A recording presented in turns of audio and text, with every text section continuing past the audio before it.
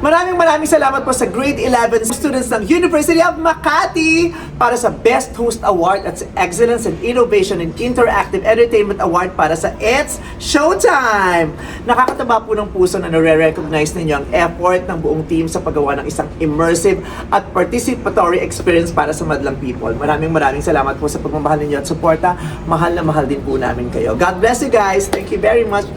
Kami po ay lubos na nagpapasalamat para sa parangal mula sa kauna-unahang Tatak Tagak TV Awards ng University of Makati. Nako, isang malaking karangalan po ang pagpili nyo sa 24 oras para sa Excellence and Innovation in Interactive Digital Journalism Award. Maraming salamat sa inyong pagkilala. Asahan po ninyo na tuloy-tuloy ang ating pag-aatid sa 24 oras ng balitang walang kinikilingan. Walang pinoprotektahan, noon at ngayon, serbisyong totoo. Maraming salamat, University of Makati.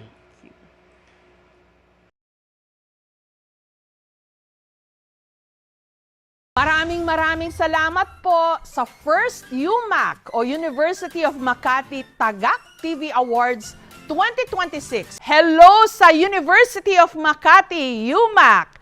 Congratulations sa inyong First UMAC Tagak TV Awards. Wow! Unique ang pangalan ng inyong awards. So, talagang hindi namin makakalimutan. Lalo na po at pinagkalooban nyo kami, ako, ng Excellence and Innovation Technology Enhanced Educational Programming Award.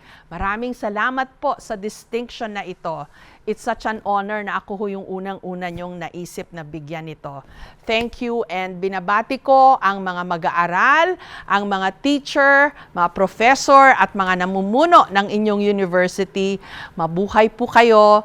Maraming salamat sa ibinibigay nyong serbisyo at pagkakataon sa mga mag-aaral to dream big and to be who they want to be. So thank you. God bless all of you. KMJS na yan! Yehey!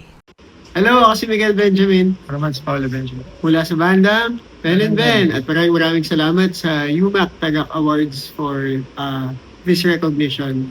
Sobrang na-enjoy namin yung experience of being coaches sa The Voice Kids, and sobrang nakaka-proud yung mga bata. Of course, especially kid namin si Gianni. It's an honor to be able to be part of discovery of the future of original Filipino music. So, God bless po sa UMAC Tagak Awards. We also want to congratulate and thank all of the other awardees. God bless. Good day everyone from the higher school ng UMAC University of Makati. This is David Licao po. I'm really sorry na I can't be there. But I'm very grateful and honored to accept this award for Maria Clara Ibarra. This project is very special to me because it showed the importance of our history, our culture, and of course, this really changed my life. Like lahat ng meron ako ngayon, I owe it to Maria Clara Ibarra. So I'd like to share this recognition with the whole team, to the directors, the production staff, sa Sparkle, sa buong GMA, and of course sa Barbie Forteza. Malaking, kumbaga, total team effort talaga itong Maria Clara Ibarra, kaya namin ito nagawa. And to the students, I hope na you continue to dream big and do something extraordinary, gaya ng Maria Clara, para to inspire and hopefully makatulong sa maraming tao. Again, thank you so much to University of Makati, and I hope to see you guys soon. Hello everyone, this is Barbie Forteza.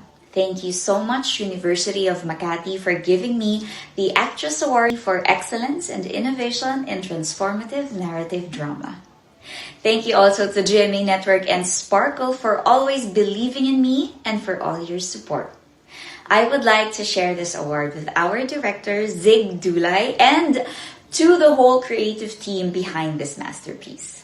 Lastly, I would like to thank Miss Annette Gozan Valdez because she was the one who thought of putting a young woman from the modern world into the classic novels of Jose Rizal to add an interesting layer to the story, and handpicked me to play Cla Infantes.